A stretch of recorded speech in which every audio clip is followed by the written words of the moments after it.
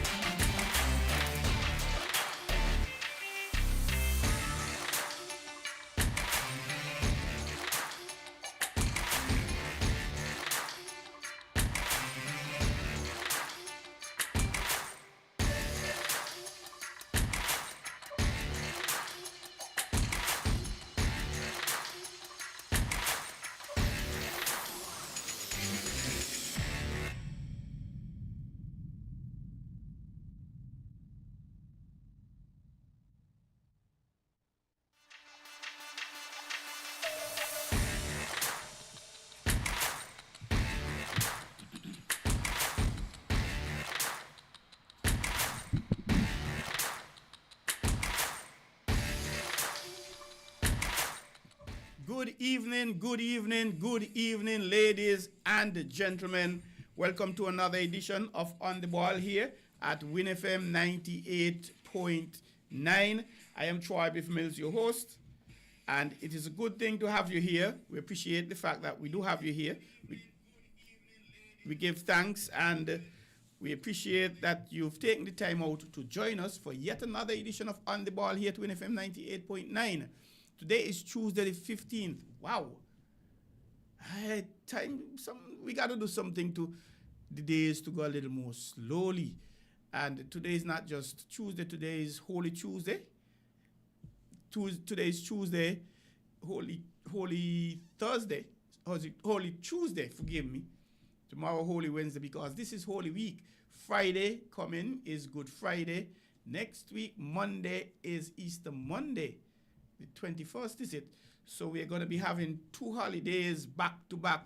This is a case where we have a very, very long weekend. One of the longest weekends we have every year in the Federation. Well, we have the Culturama weekend where we get the Monday and the Tuesday, but this is one model where we have in the Friday and the Monday. We have it every 5 years as well when it comes to the National Heroes and Independence. But hopefully we're going to have a lot of information to share with you tonight. And I thank you for joining. We're going to be having Mr. Sam Spencer, the chairman of the Leeward Islands Cricket Board. He's very, very busy at the moment. He was here in St. Kitts and they basically hopped on the plane after the regional 4-day competition, head back to Antigua, and like as soon as he landed in Antigua, head to the Vivian Richards Stadium because they're having the West Indies on the 15 tournament there, and the Leeward Islands team, they are playing. So we have some information on that. The Leeward Islands on the 19 competition that is happening here. There were 2 matches today. We have football going on. We have basketball. And there's a football league in Nevis. We're going to be linking up at some point and getting some information about that. But those of you who are celebrating birthdays today, we say happy birthday to you. If you want to have a party and you want to invite me, I'm not going to say no. I'm going to come, of course. And I'm going to bring my appetite. I'm not going to come. I'm not going to be so selfish and not walk with anything. I'll walk with my appetite. And those of you who are celebrating anniversaries today, we say happy anniversaries to you. And if you have gotten something new in your life and your job, a new bicycle, a new vehicle, a new home, in addition to the family, a baby, boy or girl, or twins or triplets, whatever it is, we say congratulations to you as well for that achievement. If you have celebrated your birthday between last week Wednesday and yesterday, Monday, we say happy belated birthday to you, similarly for the anniversary. And if you are going to be celebrating your birthday or anniversary between tomorrow, Wednesday, and the next week, Monday, we say happy anniversary in advance, happy birthday in advance. And with all those good things, there's the flip side. Those who may be going through a period of bereavement, you have lost a loved one, a friend, a family, a neighbor, we say condolences to you. And we ask you to be strong, be positive, and find comfort, find strength in the many pleasant moments you all would have shared. You may have had some videos, you may have had some pictures. If you didn't, I know they will remain in your brain. I know they will remain in your heart. You'll cherish them. You'll forever remember them. And hopefully when you're down, you bring them out to the fore and they help to cheer you up. And we say condolences to you, and just to be positive and strong. The drivers, up to this morning, on my way into Bastille, there was an accident. A vehicle ran into a bus, a passenger bus, and it's always a challenge, people running in the back of other people's vehicles. I don't believe it's supposed to happen, because there's something in the law for every 5 miles you drive, you're 10 feet behind the next vehicle. So if you're driving at 20 miles per hour, you're supposed to be, 40 feet? I can't remember what it is, 40, 50, 60 feet. But you don't want to be driving bumper to bumper, as they call it. You want to give some space. One, in case the person stops abruptly and you may not have seen them early, you have time to stop. And two, especially if the road is wet, when they stop, you still have time to stop. To say they stopped suddenly and they didn't put on the indication, really, that doesn't cut it. In my view, that doesn't mean a thing. If you were adequate distance behind when the person stopped, whether they had on the indicator, whether they signaled with their hands, whether you saw brake lights, they stopped. If you were adequate distance behind, you would have been able to stop in time rather than running to the back. So check your driving. And be patient on the road, folks, because if you're not patient, you may become a patient, and it may be even worse than that. We are going to have Mr. Samuel online with us anytime. He is the Sam Spencer. And I'm just going to get my producer to link him up on the WhatsApp. But before we go there, let's take a quick break, and we'll be back. Don't go away. Stick and stay. We're just going to take a very, very short break to rectify something here, and we will be back with you in a minute.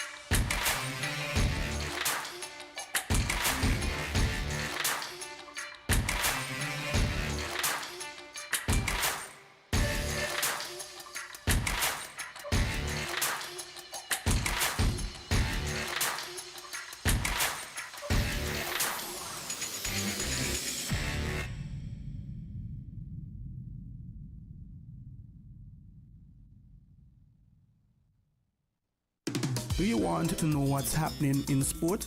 Tune in to On the Ball, a weekly tour show which is on WINN FM 98.9 every Tuesday from 7 to 9 p.m. with me, your host, Troy Bif Mills. We will keep you on the ball with our variety of guests and, of course, your calls, discussing the facts and the stats and sharing your opinions. Get on the ball and stay on the ball by tuning into On the Ball with Troy Bif Mills on WINN FM 98.9 every Tuesday night from 7 7 to 9 p.m. and also on Facebook and YouTube. Be on the ball.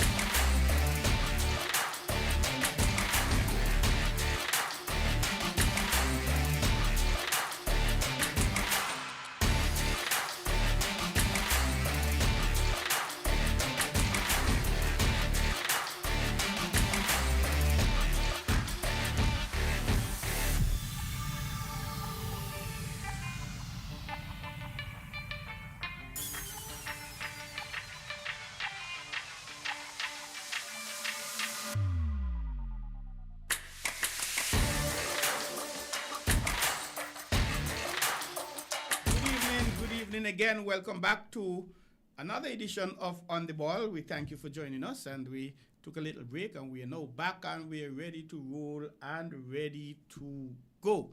And our guest, he's going to a little later.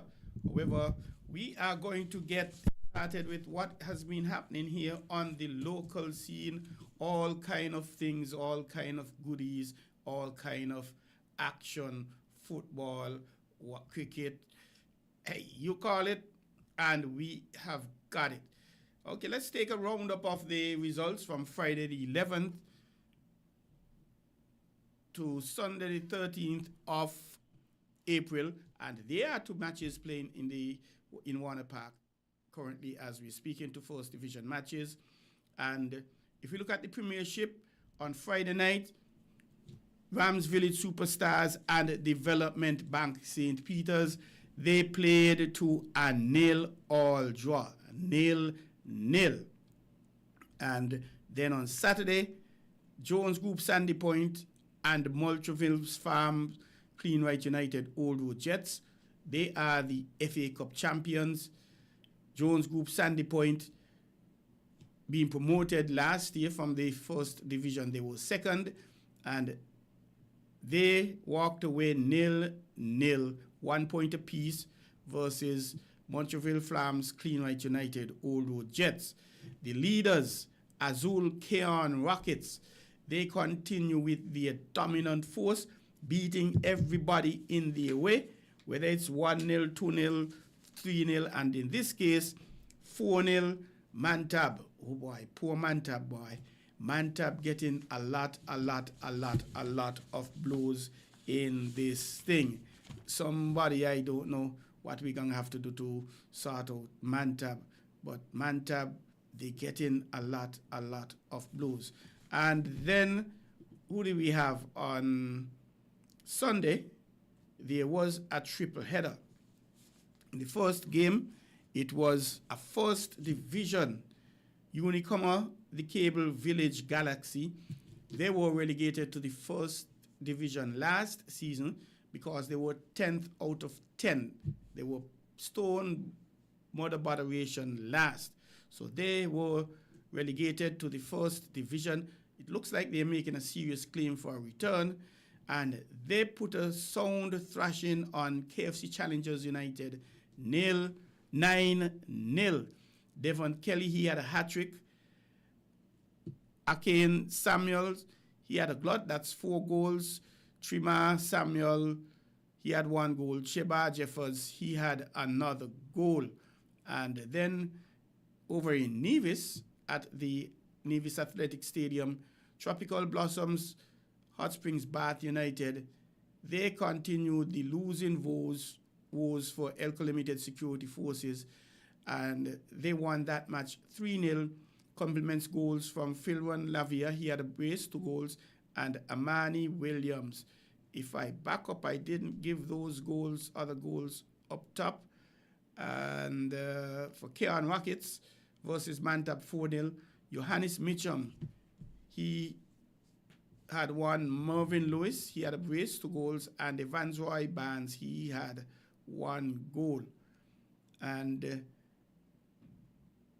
at Warner Park, it was a battle between 3rd and 4th. Sol Island Otto Connery, they were in 3rd, and SL Horsford's St. Paul's United, the defending champions and the President Cup champions, they were in 4th, and they squeezed in one in the 22nd minute.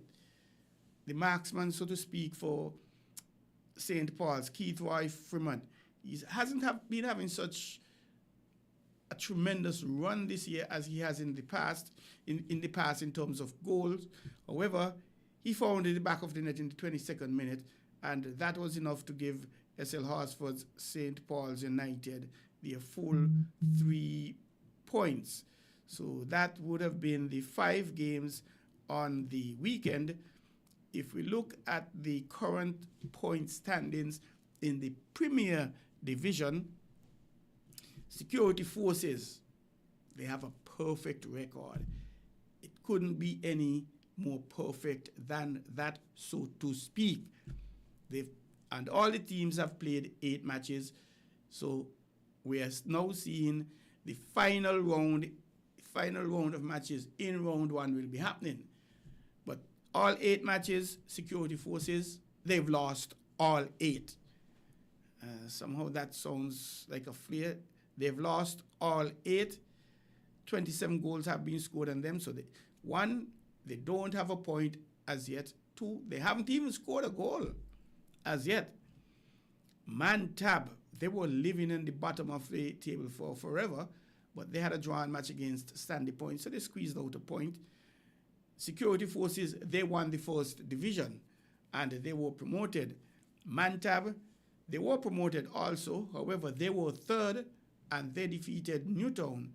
So Mantab went up, and Newtown came down with that loss. Mantab, they have just 1 drawn match and 7 losses. They have scored 7 goals. However, 36 goals have been scored against them, so they have a goal difference of -29 with just the 1 point. Sandy Point, they were 2nd in the 1st division.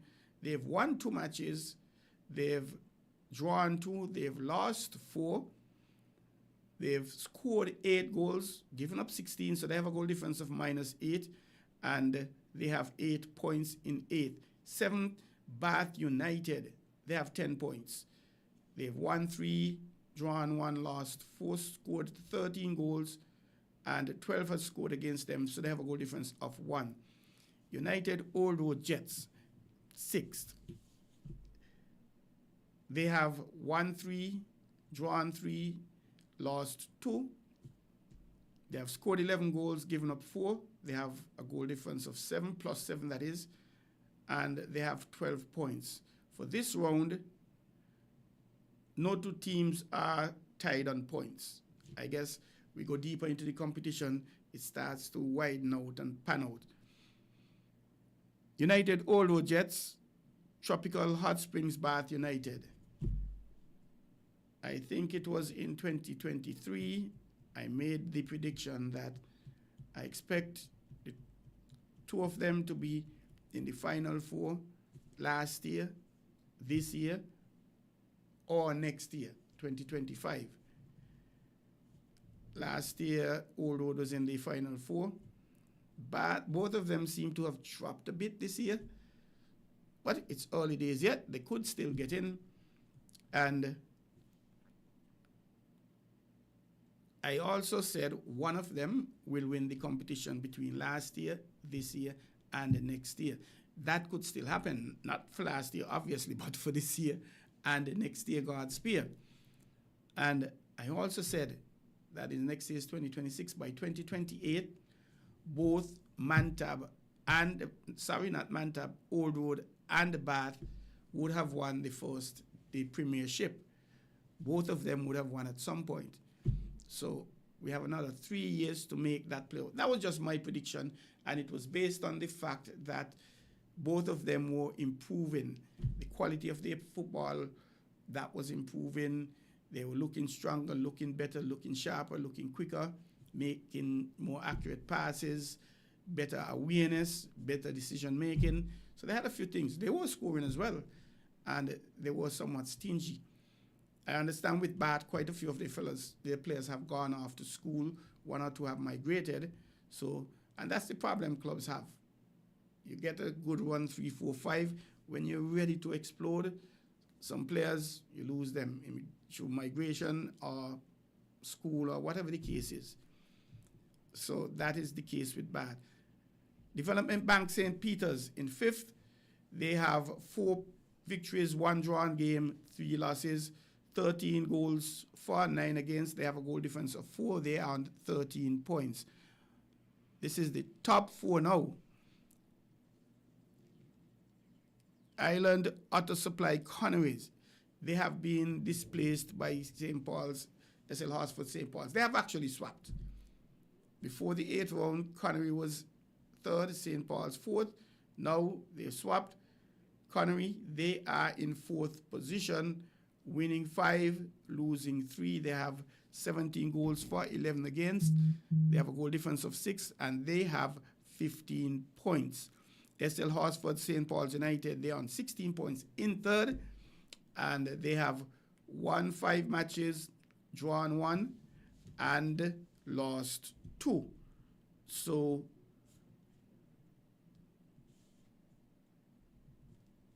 and they are 16, St. Paul's 3rd. 1 and 2 being somewhat steady for the past few weeks. Rams Village Superstars, they are 2nd. They've won 5 matches.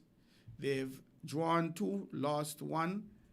They are the most attacking team in the Premiership so far. They've scored 23 goals. Then the next one is St. Paul's. They've scored 21. But Village, they are also on the group of the most stingiest team, so to speak, because only 5 goals have scored against them. United Old Road Jets, they have only 4 goals as well. And we do have some guests here that we're going to be having. And these are some of the athletes, 1 or 2 of the athletes who have made the Carif team, heading off to Trinidad and Tobago. We're going to get back to them in a few. However, we're going to finish up the tables here. Rams Village Superstars, they're on 17 points. And out front, they've won 5, drawn 2, lost 1. They have 23 goals, the most attacking team, 5 against, a goal difference of 18. Azul Keon Rockets, the only team in the Premiership that hasn't lost a match as yet. They've won all. They've won 7, they've drawn 1. They haven't lost any as yet. They've scored 17 times, but only 3 goals have scored against them. They are the stingiest team in the Premiership when it comes to giving up goals. They have a goal difference of 14, and they have a 5-point lead right now in Rams Village Superstars. They have 22 points. Rams Village Superstars, 17. And United Old Road Jets, only 4 have scored against them. 5 have scored against St. Paul's. So the next round of matches, that is really going to be exciting in the Premiership. We are talking about, well, of course, the next weekend that is the Easter weekend. Friday, the 25th, the next round of matches will start. Old Road and St. Paul's will be clashing at 8 p.m. And of course, all these games are Warner Park. Saturday, 26th April, Security Forces and Mantab, they are going to play.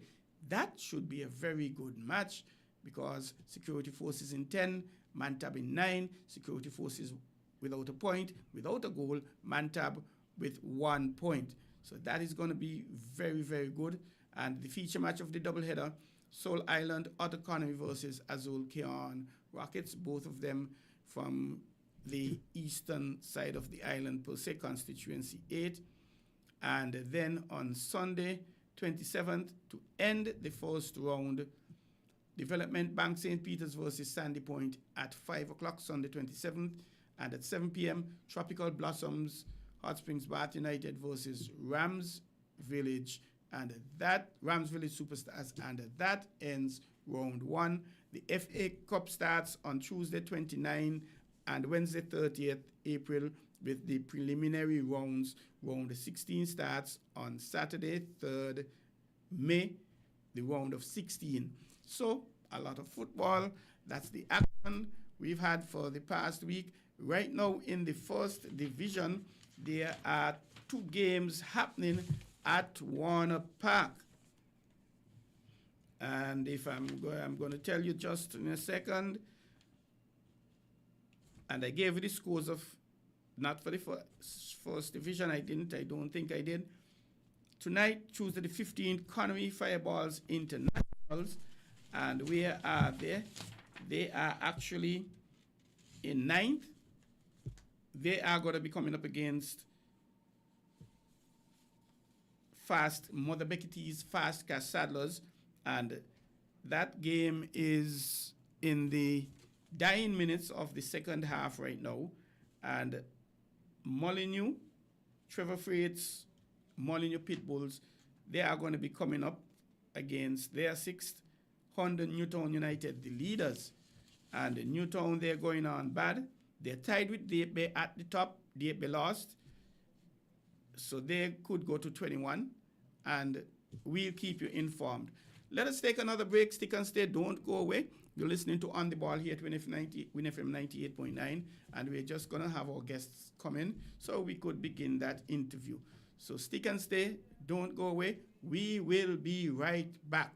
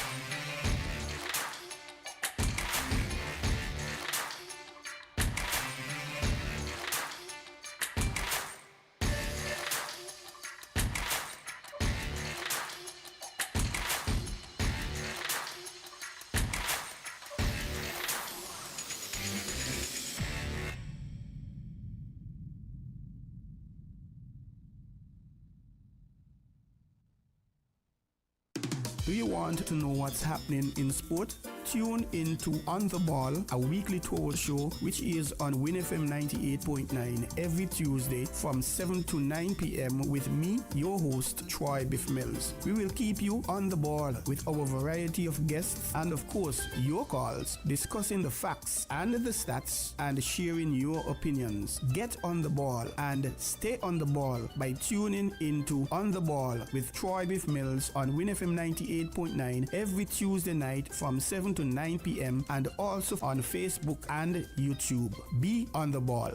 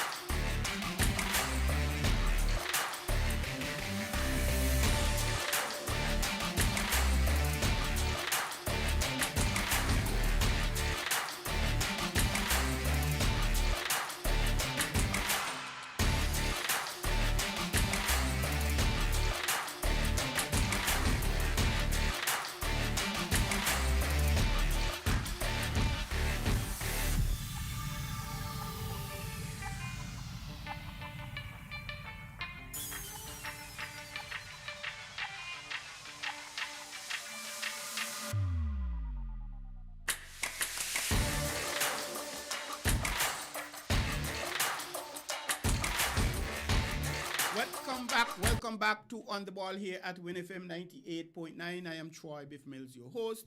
And of course, it is indeed a pleasure for me to be here with you as usual. And I apologize.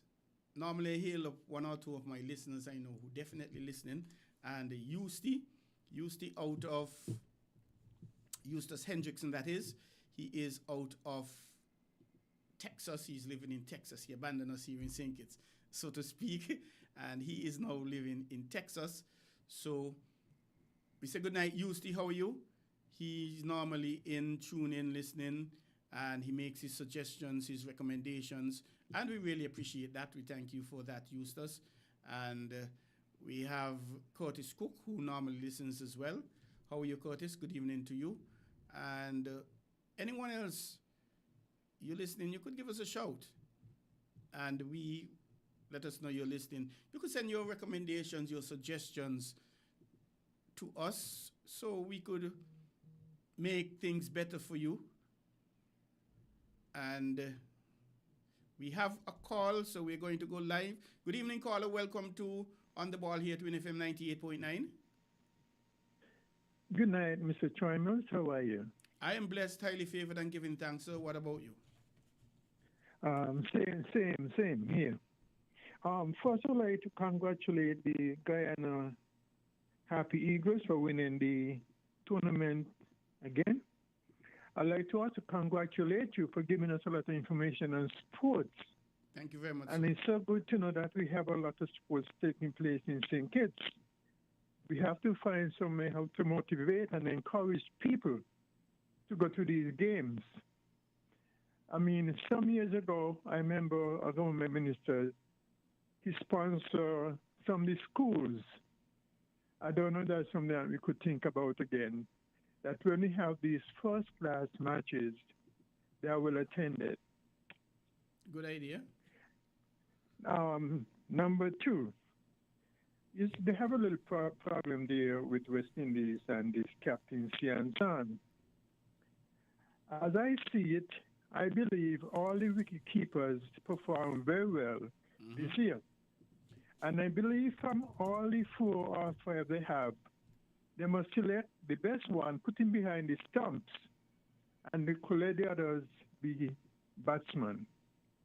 I would like to see Jamal Hamilton as the captain. I think he has the experience. And I think that he should be given a chance. You know, all these other wicketkeepers came in, they performed maybe 1 year, 1 season, and they get into West Indies team. Jamal Hamilton did not get opportunity, never be in 11. I know he played for the West Indies, somebody get sick. Yeah, he did play at least one game. Huh? He did play at least one game. So he's no, actually a test player. I say I know he played 1 game. Someone was injured. Correct. And he had a bad time, and since that they forget about him. Troy, what about Curtis Cookson? I'm not hearing nothing about him. Well, he is playing. I think he's over the under 19 age. So, in Antigua? Yes. No, well, the under 19 is being played here. I didn't see his name. No, I think he's actually over 19, if I'm not mistaken. But he is playing in the 40 over league, which the Cricket Association, St. Cricket Association, is hosting, and he has been picking up a wicket or two here or there. We haven't seen him really dominating with the 4s and the 5s as he normally does. So I don't know. Plus, it's also school time, so I don't know if he's involved in school, etc., etc. But I think I'm a little surprised he has not been more in the St. Kitts setup, the senior team setup, over the past few years. And do you know if they gave him anything to motivate him? I know that well he's going to go. The Leeward Island Cricket will take care of him. But sometimes you need a little motivation, a little push, or something like that. The last thing I got to ask, I don't know if Mr. Sanders going to be on. Is Sanders your name? The lead selectors for the Leeward Island team. Samuel Spencer. Mr. Spencer. Spencer. No. Troy, I want to ask a question, right? I know that should have been settled already. I know with every tournament you have a prize for the winner. For second and third sometime. Last year when they had the incident, when they postponed or they canceled the game, the fields refused to show up for the toss. They didn't take the field for the toss. That's my understanding. Okay. And they dropped the charges against the 2 players. Right? What I want to find out, if we had any chance to negotiate, I mean, because if we were in the top 3, we had substantial amount of money we would have gotten if we had if the game had continued. So I want to know from Mr. Spencer? Spencer, yeah. If they get together and decide what they should do, and if they did not try to negotiate for the team who won the top 3 to get some sort of money. Let me see if I understand your caller. You're saying that... Okay, let me make it simpler. The team that win might get $100,000, right? Okay, yes. As an example. You want to come first one up to get 75,000. The third might get 50,000, right? Okay. The money was put aside already. So I want to know, after the game, nobody turned up for the game. If the all representatives, selectors had opportunity to go and discuss and negotiate how to get some money for the respective country, or island, or team. If the teams that didn't take the field? No. Them who didn't take the team, they shouldn't be none. Oh, okay. I'm with you. So those other teams should have gotten a little something. Was in contention. They should have been given some money. So I want to know if they did not discuss something like that. I don't know. I could try and find out.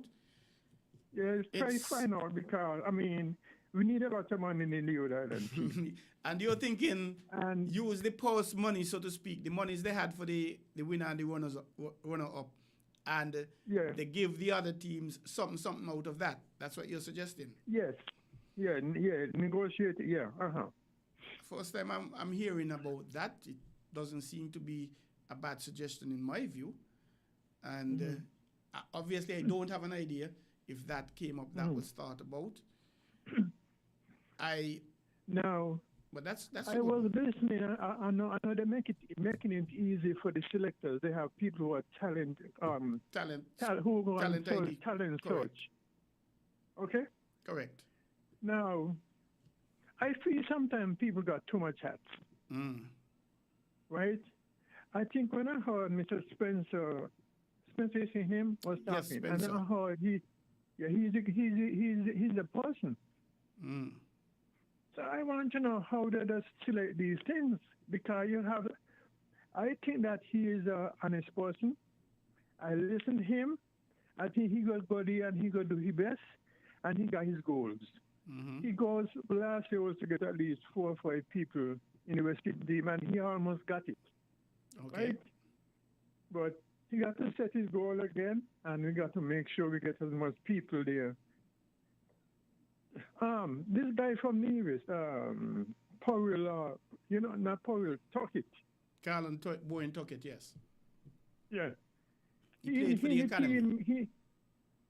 I know he played for the Academy, yeah. And I know he made 100 in Barbados, and he made some good ones the other day. Correct. Now, the Leeward Island Cricket Board committee, or whoever they have to try to harness him and the other guy from Antigua. Joel Andrew? Yeah. Make sure the head is in the right place. Because it is good to go and get all the money and then you wither it away. Right? I mean, you see, there's the same thing happened to,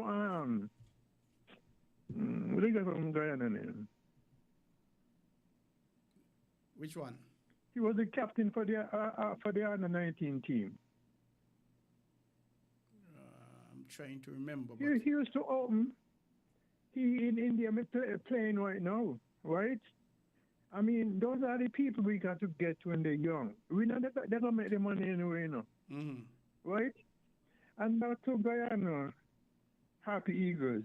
They're really got no outstanding players, but they just keep winning. Yes. I mean, you remember the time when they had Lloyd, they had White Frederick, they had Kanai, they had Butcher, they had Gibbs, they had Ramnaways. They had all kind of people. They had a lot of stars. And we, the Leeward Islands, were as good as they were. We had a lot of stars. We had stars too. And we seemed, we had stars as well. Oh yeah, I said we had a lot of stars too. I mean, we had Luther Kelly, we had Victor Eddy, we had Noel Bishard, we had guys from Nevis. We had Sergeant, Jim Allen, and Bill Richards. So we had good teams too, Correct. But we just have to encourage those guys to play more cricket, because cricket is a great opportunity for them to get an honest living and get a financial background, Friends, good networking around the world. Yeah. Correct. I appreciate this suggestion. I like the suggestion with the teams. And what I didn't hear, well, if we back up. How that solve the financial problem. Yes, because by that match not playing, it meant then that some entities would have lost monies. And I don't know. I haven't heard anything of the two countries being asked, the cricket boards being asked to repay some monies, compensation, for want of a better expression. But they had to drop the case, because I am understanding that the umpires, they were the one who brought the case. But it should have been brought by the West Indies Cricket Board. But when like people from Barbados start to object. They couldn't object because they're on board. They on Barbados cricket board and they also on the West Indies cricket board. Yeah, You so know? they're talking to themselves, so to speak. Conflict of interest. Yeah, yeah. Well, may not say conflict of interest. Well, it would appear as if that, but it's not really conflict of interest because they're representing their country and they were given a chance to be in the West Indies cricket board. But Carla, before you run away, One thing. sorry, continue. One thing I would like to see is that when they got the CPM, we got people maybe like you. I would like to listen to Jupant, Tyler Powell, and this other guy who was Springer, he's Antigua now. But I want to see more St. Kitts people get involved because getting there, they could motivate other people because, like you said, there's a tremendous opportunity to make your life successful financially and otherwise. Indeed, Carla. I appreciate the vote of confidence for us here in St. Kitts and Nevis. I'll tell you, a few years ago, I made the suggestion that we form a St. Kitts and Nevis Commentary Association, not just to commentate cricket, football, and obviously get the necessary training with the view that at least one of us would get the opportunity to go on to the regional and international levels. But I wasn't able to convince anybody it was a good idea. Well, try, if at first you don't succeed, Yes, you try I agree. again. I And this is the agree. opportunity because there's so much cricket playing now, and like you say, not only cricket, right? There's so much sports all over the world now. Indeed. You know? But before you went off, Carla, How I try. Guyana, before you won, please, Guyana won the competition. I don't know if you would have heard about a trio of Guyanese being fined by the Code of Conduct for, to put it raw, cheating, ball tampering. For Sammy Palmal, Kevlin Anderson, and Ronaldo Ali Mohammed. You want to know what my opinion Yes, is? sir. What are your thoughts? Because Before we go and there, it was they in the had a man they named- were accused of doing it in the championship match, and they pled guilty. So we'll have to say they did whatever was There was a said. guy from South Africa named Kanye. Remember him? Hansi Kwanye, correct. Yes. He had a problem, and that was solved.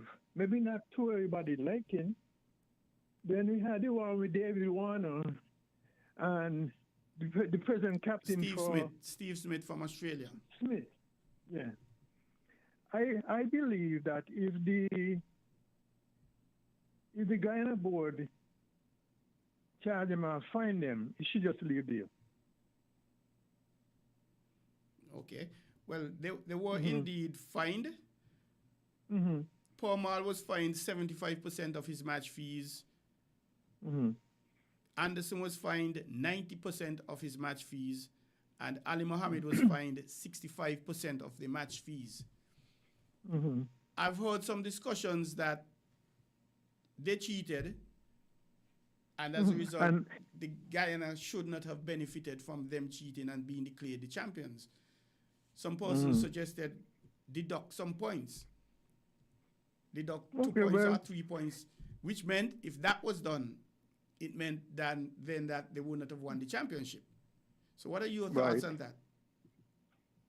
I welcome that. Because it would give the leader the opportunity to be up there and get some of the money. Because at the end of the day, Guyana, they were 126.6 points. Barbados Pride, 121.2 points. They were second. So that meant they were just 5.4 points behind. Trinidad and Tobago, 111 points. So that meant they would have been something like 15.6 points behind. And Leeward's in fourth with 98.5 points. So that perhaps that is something that should have been considered, because we need hard, tough They should be in the record. They should be there already. in the conditions, the rule, the playing conditions. If you found this, because even in the law of the land, in certain cases, you're fined and or confined.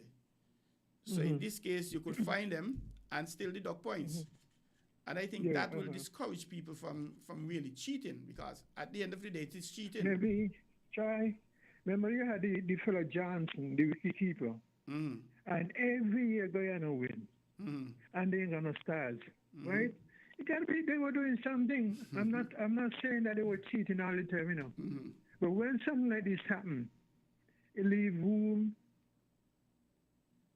for you to think other stuff. Correct. Correct. Well, Carla, we appreciate it, and thank you very much for listening. And I apologize to you just before you called for saying I didn't hail you up at the start of the show, because if it's one listener I know we're going to have it on the ball, it will be Eustace Hendrickson. Troy, I don't send in my comment already. Yes, sir. I saw it. What? Oh, okay then. All right, thank you. Good night. Okay, thanks a lot. Have a good night, Eustace, and thank you for calling. And man, God, you know I love sports. Definitely. When I heard somebody say I'm on the list for returning national, right? I want to be part of the Cricket Association. Oh, well, I think that can happen. What I can tell you, there were elections in 2023, the 24th of April 2023, and I know. It's a 2-year term. So that is suggesting that elections should have been or should be by the 23rd of this month, April 2025. However, that will not happen, because there are certain procedures that need to happen, and that cannot take place in 9 days. So I am thinking elections are going to be sometime in May, but we haven't heard anything as yet from the current executive. So we had I think it was Sinkers, we had several representatives on the West Indies Cricket Board from Sinkers. Correct. Right? You know, we had Mr. Calvin Wilkins. He had his son, Charles Wilkins, too. He was a lawyer there for them. I remember there was a time that they wrongfully fired Ricky Skerritt. Okay. And he went there, and he and D'Souza, they were successful in getting back Ricky's job, because Ricky had nothing to do with him. They lose it. He's only manager. Right? We had Dwyer Stefan. We had Stanley Franks. We had Horatio Vosels. We had a lot of people there. And so I heard them arguing today in the Caribbean podcast. And we're talking about Brandon King might make his debut this year at 30, right? Well, we had a lot of guys still there. I mean, who will make it?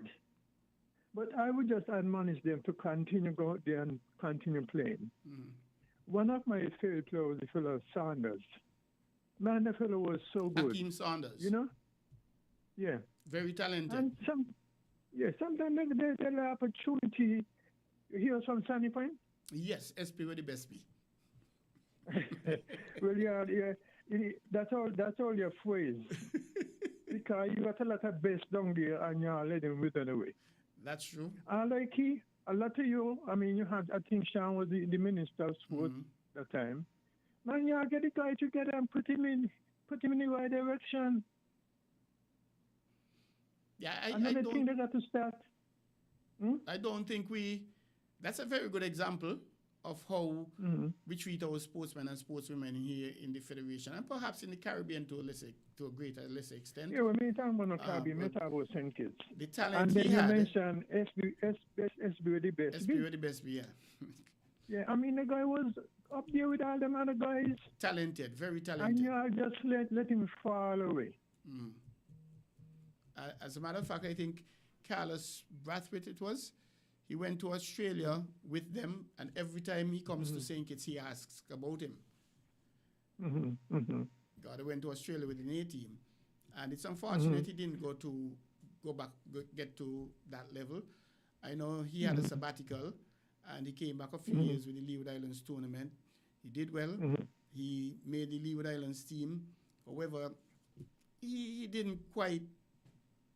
No, he was unfortunate. He was just unlucky. Remember, he went out about 4 times for that, you know. The first and the second time was with the wicketkeeper guy from Antigua. So they suspend him, Yeah. right? But it happened. He was just unfortunate, you know. And sometimes there are times that we need to look into these things, right? Telling me, don't give. I remember when Stuart Williams and Gale used to open for the West Indies, right? The other time they sent Stuart out, and you see it on the TV, the ball come out off his shot, right? And you had Michael Finley and Westall, they were the selectors. And they said, man, the guy was just unlucky. The umpire makes a mistake, but we can't kill him because of that. Correct. And they let him continue to play, you know? But try, thank you. Let me continue listening to the show. All the best. Appreciate that. Thanks a lot, again. sir. And I'll thank send you you for something. listening, News T. And I'll send you something today, right? Yes, sir. With the guy who's in charge of the chamber. Okay, appreciate that. Thank you very much. You get the message, right? No, I haven't as yet. Okay, I'll call you before you go home. Okay, appreciate it. Thanks. All right, see you. Good night. Thank All you right, so have much. a good Bye. night. Thank you for listening. And Godfrey Blake Sr., he's listening out of Stacia. He's following us on Facebook. Thank you very much, Godfrey. It is a pleasure to have you following us. And just a reminder, the number to call, 466-0989, if you would want to contribute to the show. If you want to ask a question, make a suggestion, clarify anything, 466-0989. Or you can WhatsApp me, 668-2055. You can send me a WhatsApp. Or you can actually call and we'll be able to go live via WhatsApp. We have that technology. And as we spoke about the Guyanese, I would have touched it. Guyana Happy Eagles trio fined for breaching Cricket West Indies Code of Conduct. And this is an article on April, posted on Cricket West Indies' website on April 12, 2025 at 7:08 p.m. Guyana Happy Eagles players Vasami Pormal, Kevlin Anderson, and Ronaldo Ali Mohammed have been found guilty of breaching the Cricket West Indies Code of Conduct in the 7th and final round of the West Indies Championship match against Trinidad and Tobago Red Force at Queen's Park Oval. Pormal was fined 75% of his match fees for a level 2 breach of the Cricket West Indies Code of Conduct on day 1 of the contest. The spinner breached Article 2.1 to 2.5, paragraph 3.8 of CWI Code of Conduct for players and player support personnel, which relates to changing the condition of the ball in breach of Law 42.3 unfair play of the laws of cricket. The charge was laid by on-field umpires Christopher Taylor and Kasif Sandy after the end of the first day. Pormal admitted to the offense and accepted the sanction proposed by match referee Michael Raghunath, and as such, there was no need for a formal hearing. Additionally, Kevlin Anderson was fined 90% of his match fees for a similar offense on the third day during the second innings of the Trinidad and Tobago Red Force. Anderson accepted the sanction proposed by the match referee, and as such, there was no need for a formal hearing. Meanwhile, Ali Mohammed was fined 65% of his match fee for also a level 2 breach of the Cricket West Indies Code of Conduct. The medium pacer breached Article 2.1 to 2.25, paragraph 3.6 of the Code of Conduct. Throw the ball or any other item of cricket equipment, such as a water bottle, at or near player or official in an appropriate and or dangerous manner. Put another way, he looked like he tried to knock down somebody. Ali Mohammed initially denied the charge, which carried a fine of 60%. But following a hearing with match referee Raghunath at the end of the opening day, was found guilty and subsequently received a 65% fine of his match fees. So if he had accepted it originally, it just would have been 60%. Because he said, no, I'm not guilty. The case went to trial, found him guilty, and he paid the extra 5%. All level 2 breaches carry a minimum penalty of a fine of between 50 to 100% of the applicable match fee and or a ban of one match and or 2 one-day matches, the one match being a 4-day match. So this is interesting, and Guyana went on to win. Persons may argue that they shouldn't have had that, but that's a debate perhaps we could look at some point, at some time. But we say congratulations to them nonetheless. I read out the points for them. At the bottom, Windward Island Volcanoes, they had 55 points. In 8th, combined campuses and colleges, they were 7th with 58.4 points. 62 points in 6th. We had the West Indies Academy, the Jamaican Scorpions. They were 5th with 86.4 points. The Leeward Islands, 4th with 98.5 points. Trinidad and Tobago Red Force, 3rd, 111 points. Barbados Pride, 2nd with 121.2 points. And the Guyana Happy Eagles, championship, back-to-back champions, with 126.6 points. The thing with Leeward Islands, they lost 2.5 points for slow over rate. I mean, the skipper needs to take control of that, but not only the skipper, the support team in the pavilion, I believe, they also need to lend that support to help to manage it. And no doubt, I suspect the umpires would have been telling them, hey, you're a 1 over behind, you're 2 overs behind, or whatever the case is, etc., rather than just wait at the end of the day. You say nothing, at the end of the day, you were 5 overs behind, so we're going to fine you. I don't think that is what it's all about. In terms of the most wickets, since we're here and we still didn't finish the local scene, most wickets, Kyrie Pierre, Trinidad and Tobago, he had 41, head and shoulders above Jason Bishop of West Indies Academy, 33. Vasami Pormal had 32. He was tied with Jamel Warrican on 32. And remember, Jamel Warrican would have missed the first 2 matches because he was with the West Indies team in Pakistan. And the same Ali Mohammed, he was 28 wickets. In terms of the most runs, Shaquille Paris of the combined campuses and colleges, he was 5th with 546 runs. Jason Mohammed of the Leeward Islands, he was 4th with 573 runs. Kevlin Anderson, Guyana Happy Eagles, 3rd with 573 runs. Jason Mohammed, forgive me, Jason De Silva, Joshua De Silva of Trinidad and Tobago Red Force, he was 2nd with 583 points. And Jason Mohammed, Trinidad and Tobago Red Force, 679 points. I think the West Indies selectors, they're going to have a good problem. Quite a few persons made runs. Who they're going to pick? The caller just now mentioned Brandon King at 30, making his debut. Jason Mohammed, he's 37, 38. 679 runs. We are talking 17 and that's like 90-something runs more, 80-something, 90-something runs more than the second person, who's Joshua De Silva. Do you recall him to the West Indies team at that age, or do you not? That's a question I'd like to hear your answer. You could perhaps call and give your view on that. If you were a West Indies selector, would you pick Jason Mohammed to represent the West Indies?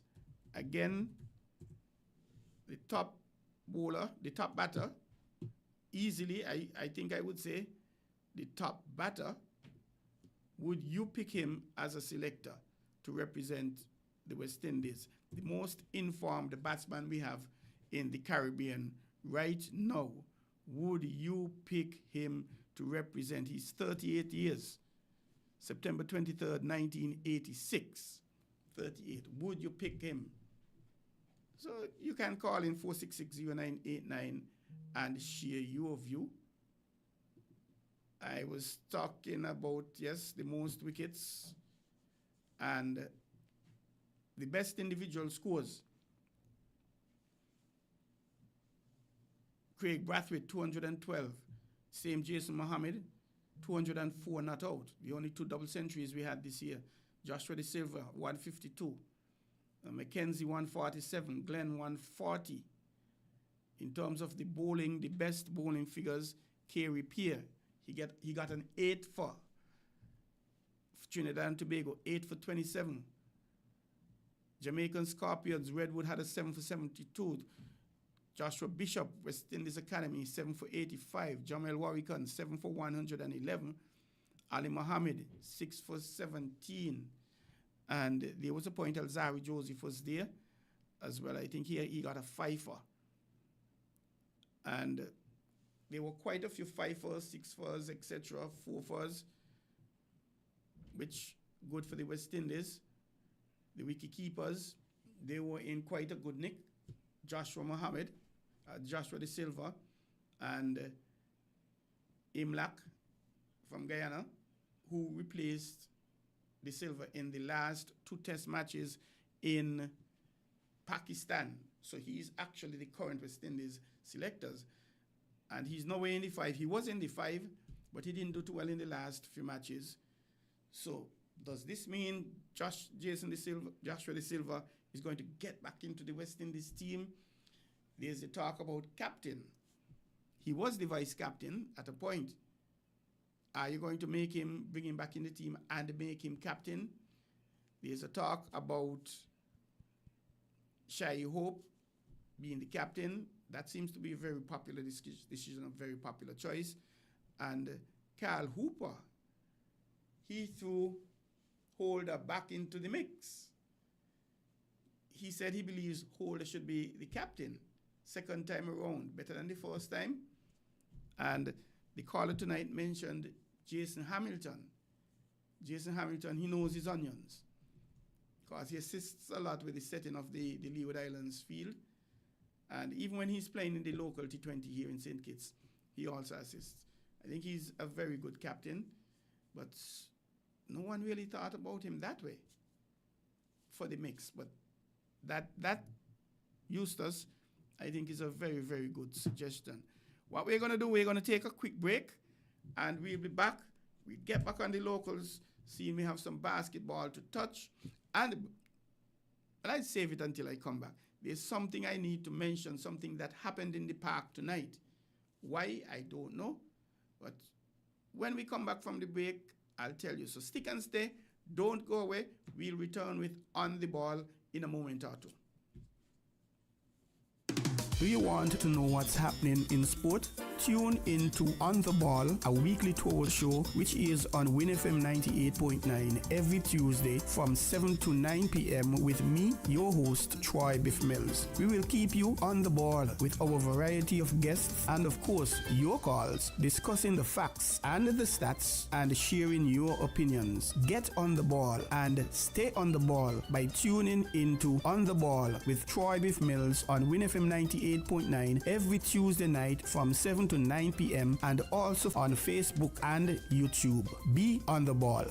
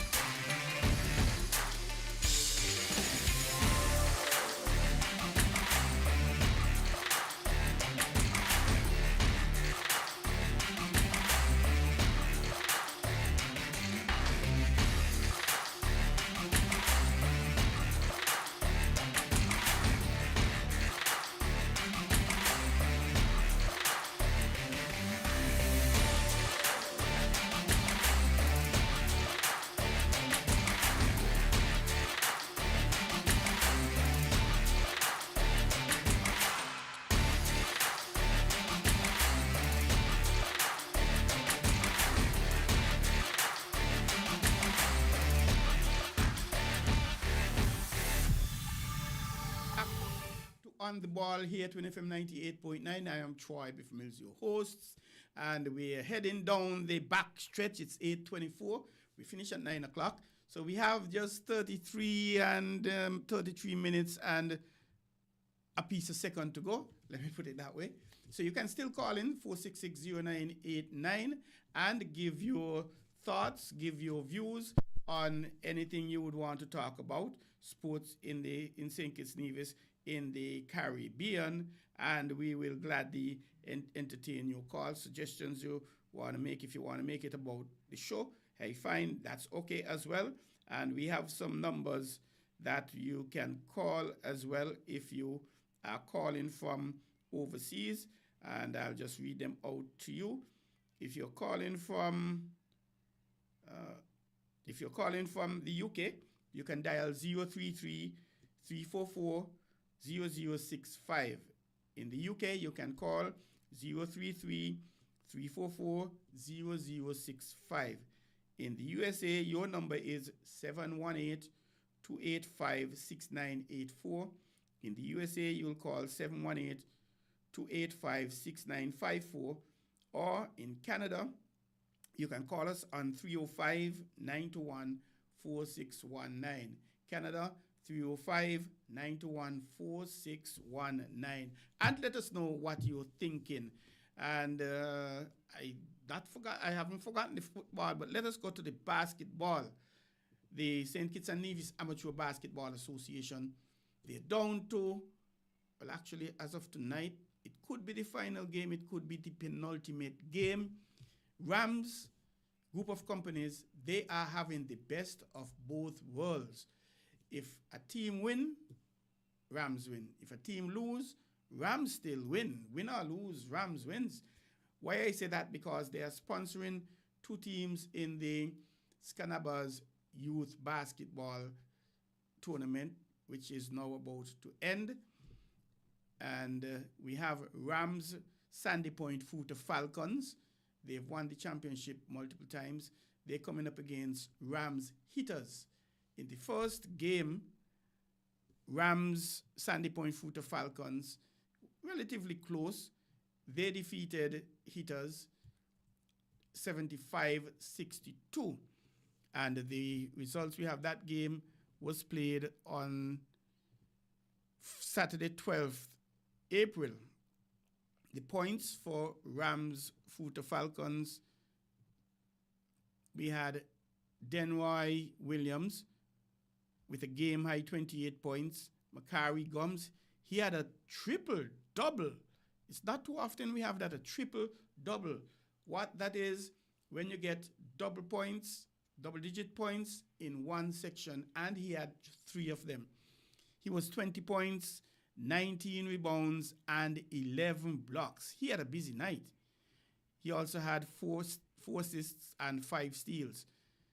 Gishario Kovale, he had 11 points, and Denisio Livingstone, he had 10 points, with Calvin Warner ripping 11 boards. That's for the Rams Sandy Point Footer Falcons.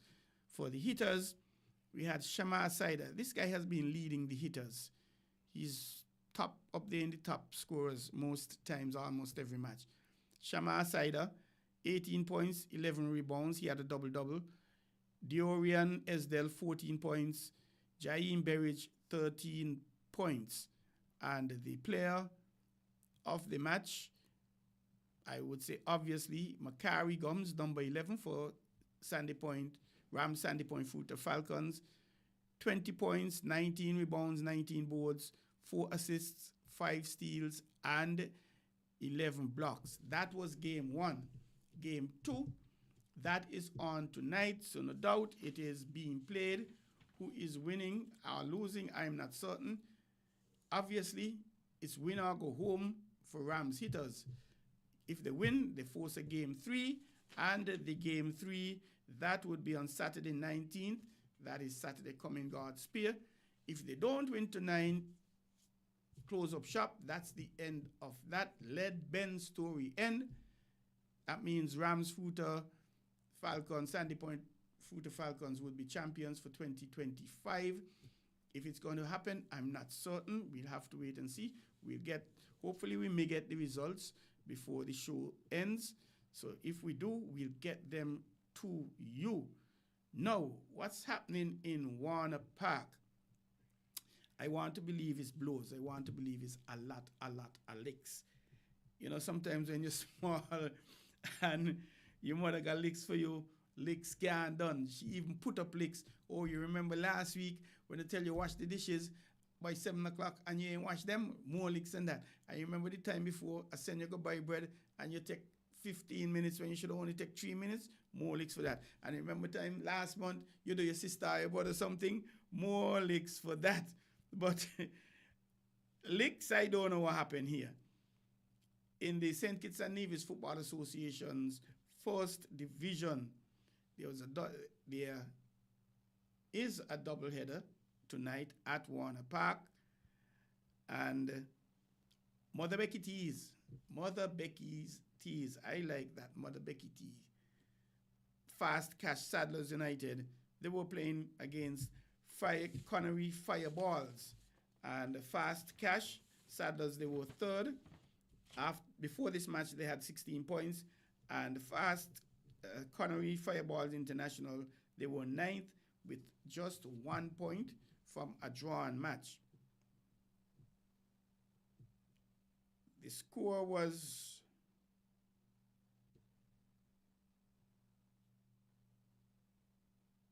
7-0 at half-time. 7-0 in favor of Mother Becky's Fast Cash Saddlers United. We had Shamar Phipps. He put a bulge in the old onion bag in the 10th minute to put Saddlers up 1-0. And that was the first of his hat-trick. Dequan Watley, he doubled the score 10 minutes later in the 20th minute. Shamar came back for the second of his hat-trick in the 31st minute, 3-0 Saddlers. He then got his hat-trick 10 minutes later in the 41st minute, 4-0 Saddlers. Dequan Watley, he disturbed the Connery's net in the 44th minute, so that is 5-0 Saddlers. Ajanique George, he plays for Connery Fireballs International, and perhaps he felt he needed to score. He just wanted to score, and he did. However, it was in the wrong goal. He scored on his own goalkeeper just before the halftime in the 45th minute, 6-0 Saddlers up. And when you think it's finishing, Kenrick McNeil, the 45 plus 2 minutes, technically just when the referee about to put his whistle to his mouth to blow, boof! Kenrick McNeil, he scorched the net. He scorched the Connery net, so that was 7-0. Now both teams gone into the locker room for halftime, and the coach is telling them, well, hey, yes, these are the things we did good. We need to do this and that to improve them. And these are the things we didn't do well, so therefore, we have to do this, make some substitutions. Saddler's gone out. Referee gone out. Assistant referee gone out. Fourth official gone out. The general coordinator or the match commissioner gone out. But only one team on the field. Not Saddlers. Connery Fireballs International. They call it quits. Normally you hear quit while they're ahead. This case, they weren't ahead. They were behind 7-0. However, that was that. They didn't go on the field. They didn't take the field for the second half. So the score was 7-0. I don't know, obviously. This may go to the disciplinary committee for the Football Association. I'm not certain. And perhaps some sort of sanction will be taken against the Connery Fireballs International for them not taking the field. And I don't know, we'll just have to wait and see what is happening here with that. Cricket. We're talking about cricket, and the West Indies Under 15 tournament, it's happening over in Antigua and Barbuda. And the Leeward Islands Under 15, they are actually taking place. They came up against the Windward Islands today. The Windward Islands were 100 and... Let us get straight into it, actually. The Windward Island on the 15s won the toss, and they decided to field first. They asked the Leeward Islands to bat. The Leeward Islands, they were 109 all out from 29.4 overs, scoring at a run rate of 3.67 runs per over. Needing to get to 110 for victory, the Windward Island on the 15s, they were able to do that, 110, making light work of it actually, 110 for 2 from 25.5 overs, and they scored at a run rate of 4.25 runs per over. For the Leeward Islands, only 2 players got into double figures. Caris Farrell, batting at number 5. He was 10 from 35 balls with 1-4. Jathan Edward, I think he's the brother of Nathan Edwards out of St. Martin. He batted at 7. He was 23 from 33 balls with 3 4s. However, that was not the top score. Would you believe? The top score was nearly a half century, 43. Extras were the top score. We had 34 wides. Wow, that's a lot of wides. And of course, you'll get wides. Every time you bowl a wide, you get 1 run for that. However, if you bowl it and the batsman run 2, you'll get 1 plus 2 is 3, or it beats the wicketkeeper and it goes to the boundary for 4. You'll get the team, not you. The team will get 5 runs. 1 for the wide being bowled and the 4 for going to the boundary. So that's a lot of wides. And in terms of the bowling, Jordan Charles, the second change, he had a 3 for 8 overs, 27 runs, 3 wickets. And his colleague Janiel Williams, the fourth change, he had a 3 for as well, 5.5 overs, 21 runs, 3 wickets. Dylan John, the opening bowler, Joshawn Joseph, first change, both of them got 2 wickets. And the Leeward side, the playing 11, we had Kylan Woods and Clevante Powell, the wicketkeeper, opening the batting. Aidan Williams third, Jaquan Athanase, the captain, batting at 4, Caris Farrell 5, Demore Prentice 6, Jathan Edwards 7, Trian Daniel 8, Wandre Daniel 9, William Pittman 10, and Mikey Segulam 11. In terms of the Windward Islands batting, Alex Armstrong, the opener, he was 47. He ran out of runs. He didn't get his half century. 47 from 81 balls with 7 4s. Derwin Lewis, the other opener, he was out for 25. Delroy Tittle came 1 down, out for 11. And Jordan Charles not out on 5. Jathan Edwards, he came back and picked up the only wicket to fall. 8 overs, 1 maiden, 33 runs, 1 wicket. And he was the second change. In terms of the other matches, just to give the summary for them, I'm not going to go into the details. The Trinidad and Tobago, so the Windward Islands won that match by 18 wickets with 145 balls to spare. Guyana versus Trinidad, and Guyana won the toss, and they decided to put Trinidad into bat first. Trinidad were 168 all out from 48.5 overs. Guyana, needing to get to 169, they were 171 for 4 from 41.5 overs. Therefore, Guyana won the match by 6 wickets with 49 balls to spare. And that was at the Sir Vivian Richards Cricket Stadium. Windward's Leewards was at the Coolidge Cricket Ground. Barbados, Jamaica, they played at the Liberta Sports Stadium in Liberta. And what do we have here? Barbados won the toss, and everybody win the toss and feel for us. Barbados won the toss and sent in Jamaica to bat. And what happened here?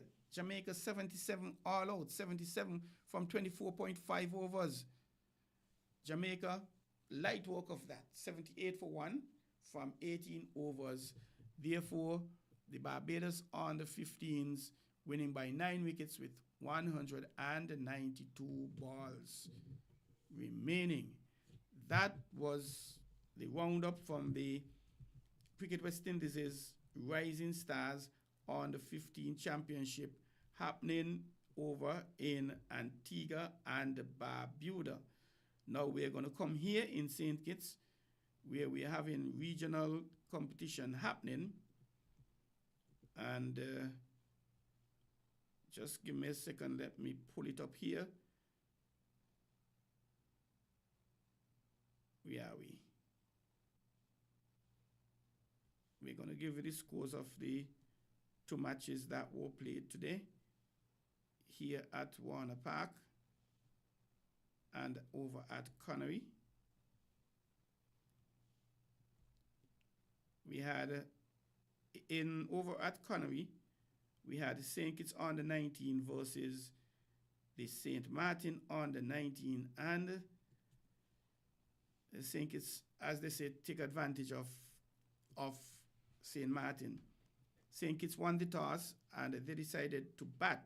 They were 222 for 8 from their 50 over. It is a 50 over match competition. And they scored at a run rate of 4.44 runs per over. St. Martin needed 223 to make in all of 50 overs, but they were just 97 all out in 19 overs. And they scored at a healthy run rate, 5.11 runs per over. Therefore, St. Kitts on 19 won by 125 runs with 31 overs to spare. And hold a sec. This app we have here coming in, that's something that we're doing now, happening now with these apps. Your apps, you have all sorts of advertisements coming in, as some people say advertisements. And if we look at the scorecard for St. Kitts, Xavier Henry opening the batting, he was 6. Sachin Saunders, 19. DeAndre Drew, the captain, he batted at number 3. He got a half century, 50 from 72 balls with 8 fours. LaShawn Bergen, I'm expecting a lot of great things from LaShawn Bergen, and I'm expecting him really to get into West Indies senior colours. He made the West Indies on the 15. He was the vice captain of Leewards on the 15. He made the West Indies on the 15. He's now in the on the 17-19 category. He was 13 and he batted at number 4. Irate Richards, 19, he batted 5. Kunal Tulikani, he batted 6, he was 23. Elijah Lewis, he made 32 batting at 5, 6, 7. Javid Edwards, batting at 8, he was 24. Kaiden Francis, not out 3. Devontae Stokes, not out 1. 22 extras. And in terms of the St. Martin batting 4 of them, the high score was 28. But in terms of the wickets, the same LaShawn Bergen, he got a 5-fer. And he was the second change. 4 overs, 1 maiden, 12 runs, 5 wickets. And Kasim Challenger, the opener, he didn't touch a pad. Caden Francis, he got 1 for 41 from 6 overs.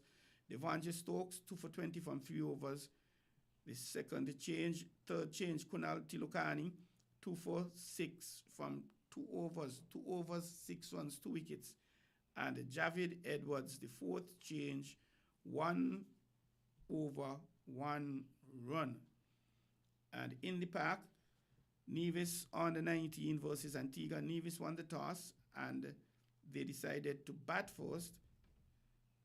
They were 166 all out in 36.5 overs, and again it is a 50 over match. Antigua They only got to 100 all out from 31.2 overs. Therefore, Nevis on the 19, winning the match by 76 runs.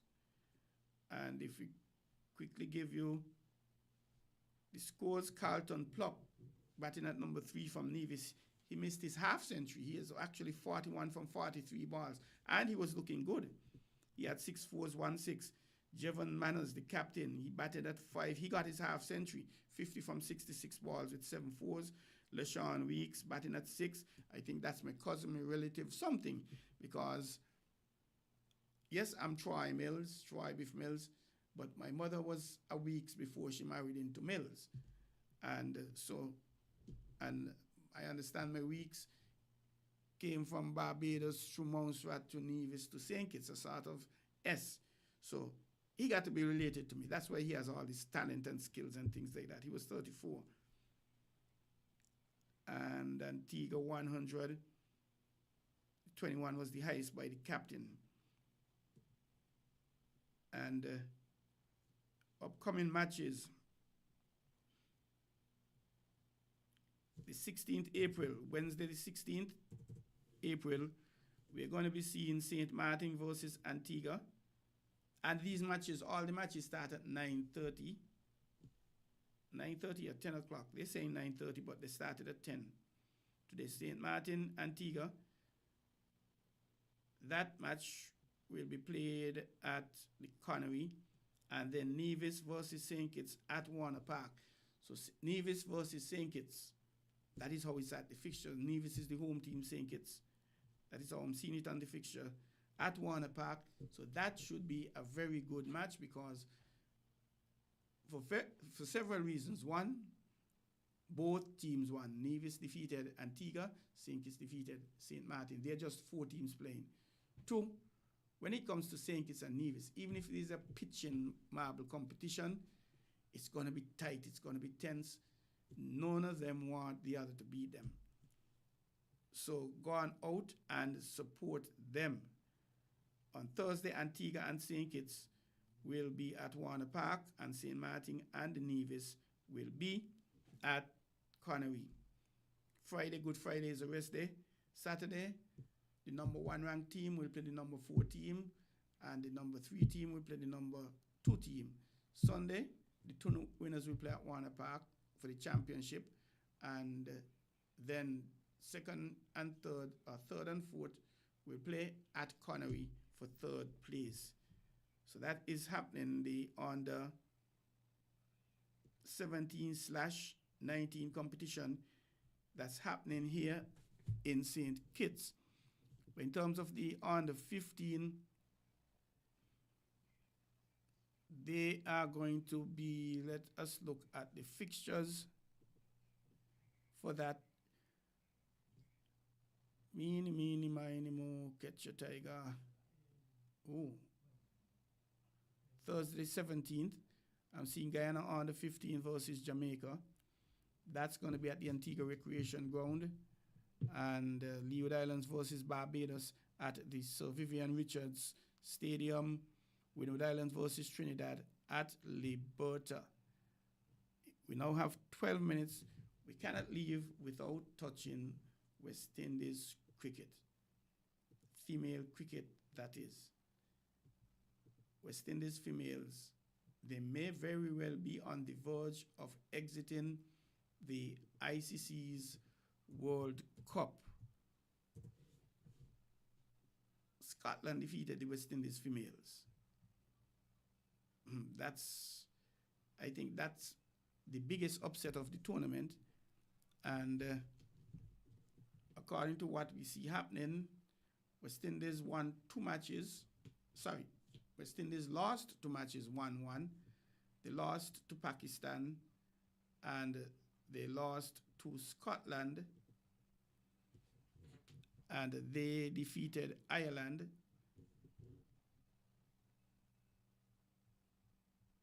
Scotland 244, West Indies 233, West Indies 181, Ireland 175. So that is pretty close from Ireland. and Haley Matthews, she was really pulling up and things like that. Pakistan 191, West Indies 126. So West Indies, they have, I'm going to give you the points table in a bit, but they are coming up against Bangladesh at 12:30 a.m. Thursday 17th. That's 12:30 a.m. our time tomorrow morning, God's Spear. They'll come up against Bangladesh, and then they'll have their last match against Thailand, 5 a.m. on the 5th, when is this? On the 19th, Saturday 19th. So they have 2 matches left. Let's look at the points table and see if and how the West Indies could actually get in there. 6 teams, West Indies are 5th. Thailand, they've played 3, they've lost all 3, so they are on it. They're out, and they're making their debut this year. And I don't believe you ever heard about Thailand playing cricket, so especially females. So this is a monumental achievement for them to just make the final, make the qualifying stage. They would have won the Asian qualifiers. West Indies, they are 5th. They've won 1 match, lost 2. They have 2 points. Ireland, they are 4th. Won 1 match, lost 3. They have 2 points. They have a better net run rate than West Indies. West Indies' net run rate is negative 0.526. Ireland is negative 0.052. Scotland in 3rd, winning 2, losing 2. They have 4 points.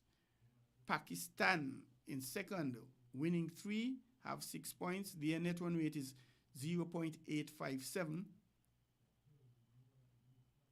Bangladesh, they've won all 3 matches as well. Their run rate is 1.494. So if I had to make a guess, I'll say West Indies will beat Thailand and they will beat, well, I'm not so sure about Bangladesh, eh? Yes, we defeated them when they were down here in the West Indies in December here in St. Kitts. But on this occasion, I'm not too certain. This is a different kettle of fish. But even if they were to beat Bangladesh, that will take them to 6 points, the West Indies. There are 2 teams on 6 points already, Bangladesh and Pakistan. And only 2 teams are going through from this zone into the finals. And if we look at what's happening, we are with the 15th, Ireland. Wow, Ireland made 305 for 4. That's a lot of runs in a 50 overs by the women's standard. Thailand got to 259. By Thailand standards, that has to be very good, very commendable. So who we have coming up now? West Indies playing Bangladesh, Pakistan playing Thailand, so I suspect Pakistan will win that match. Scotland and Ireland, they are going to play. That should really be a tough match. Pakistan have Bangladesh to play. And I missed some. Thailand, West Indies, Pakistan, Bangladesh. That chances are will determine who is number 1, number 2. And I expect both of them to go through.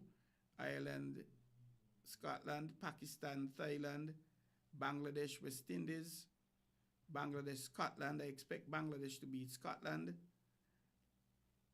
So I expect Bangladesh to beat Scotland. So that might probably take Bangladesh to 8 points if they win. And West Indies cannot get to 8 points. And with Pakistan, I expect them to beat Thailand. So that will take them to 8 points as well. West Indies cannot get to 8 points. Even if West Indies win their other 2 matches, they could only get to 6. And one of Bangladesh or Pakistan could actually get to 10. Only one.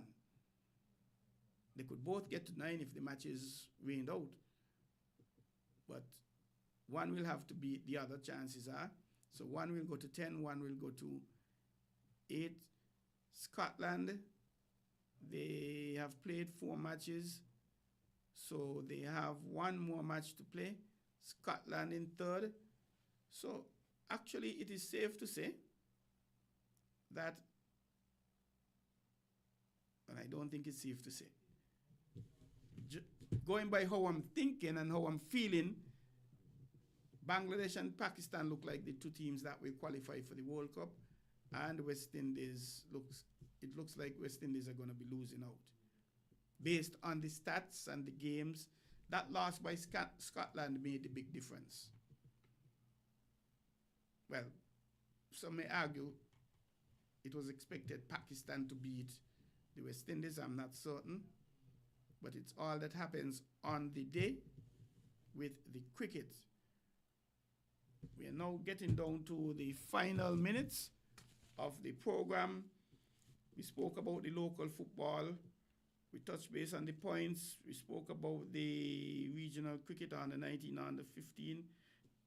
We spoke about the Trinidad, the trio from Guyana being banned. We just touched the International Women's World Cup qualifiers. We spoke about basketball as well. And the female football, that's going to be coming on stream. The age categories football on the 17 and 19, that's going to be coming on stream as well. Senior basketball, Scanaba's Senior League, that normally starts in April, but there has been a challenge in terms of resurfacing of at Basketball City.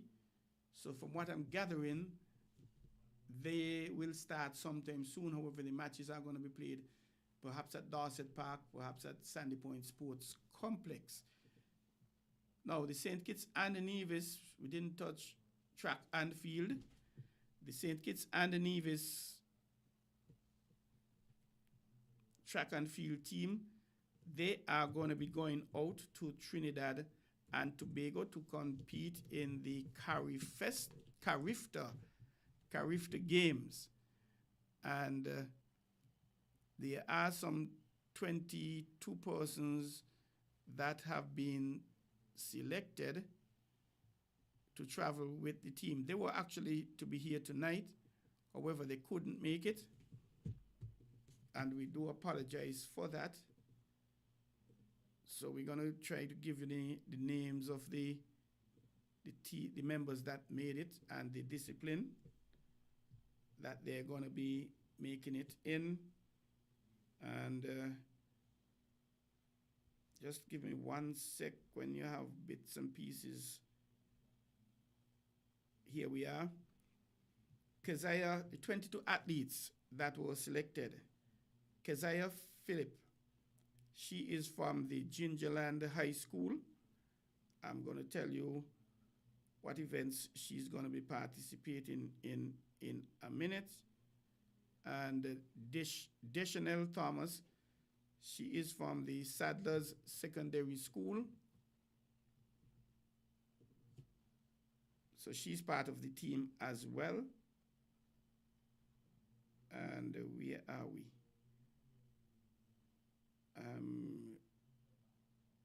You are here. Those are the names. I'm looking for the schools actually.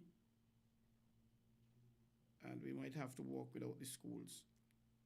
The events. Tajanique Huggins, Basti High School.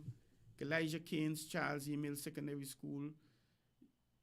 That is Xavier Amory, Clarence Fitzroy College. That's nice. I like that.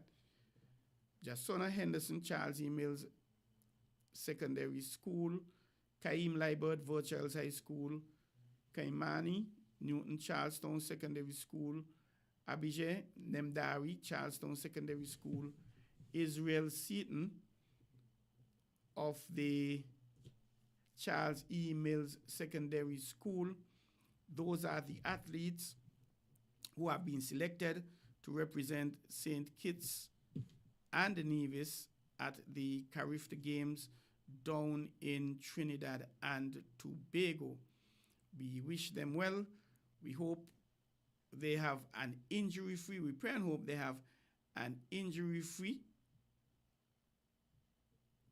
competition And we also wish that they could bring back some medals. We actually have the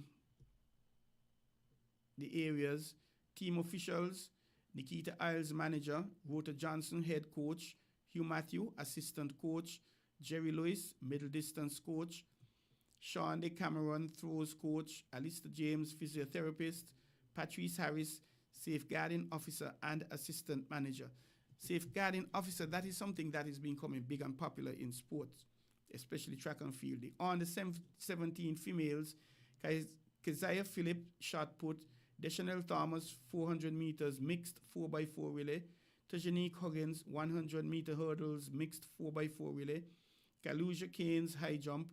On the 17 males, Jasavier Amri shot put, Josano Henderson javelin, Kaim Liebert 800 meters 4x4 relay, Kimani Newton 800 meters 4x400 meters relay, Abua Nemdari javelin 4x400 meters, Israel Seaton shot put, Jaden Paul high jump 4x400 meters, Josiah Matthew 1500 meters 4x400 meters, and Najib Kelly 1500 meters 4x400 meters.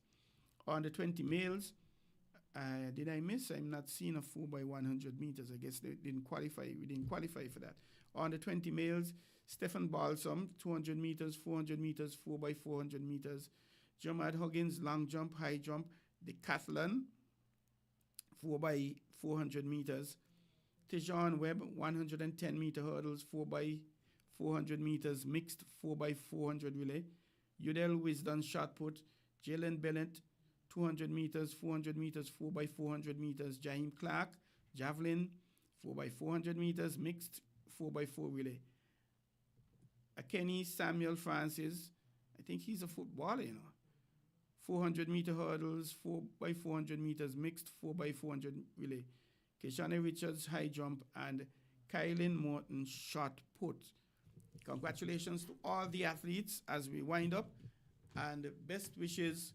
Have a safe and injury-free games and be successful. We thank you for joining in on another edition of On the Ball here at WINN FM 98.9. We invite you to tune in again next week, Tuesday, from 7 p.m. to 9 a.m. And we bring you more local, regional, and international sporting news. Of course, we invite you to make your calls, make your contribution and suggestions. We thank the caller tonight. We thank those who would have reached out on Facebook and would have reached out. Godfrey Blake Sr. from Stacia, Eustace Hendrickson. We thank you very much for reaching out and lending your support, watching the show, and spread the word. Tell people about it. We encourage anyone, any entity from the corporate community to come on board and sponsor. Whatever way you want to sponsor, we could discuss it. It could be the first hour every week. It could be the first Tuesday in every week. Of course, we are inviting you to sponsor all nights, the entire show, for the entire month, for a few months. But whatever package you would want, we'll be able to discuss it. Give our marketing department a call, 466-9586, and we'll work it out. Or you can call me, WhatsApp me, 668-2055. As I leave, I thank you for joining us once again. And I ask you to please be patient on the road. Be patient when you're driving, not just with the other vehicles on the road or that are parked, but also be looking at pedestrian, cyclists, persons standing on the side of the road, talking, liming. Please be mindful of them and be patient, because if you're not a patient, you may very well be a patient or become a patient, and it may be even worse. And also, I admonish you to always be positive in your thoughts, in your words, and in your actions. Have a good evening. Thank you for watching. I'm Troy Bif Mills signing out.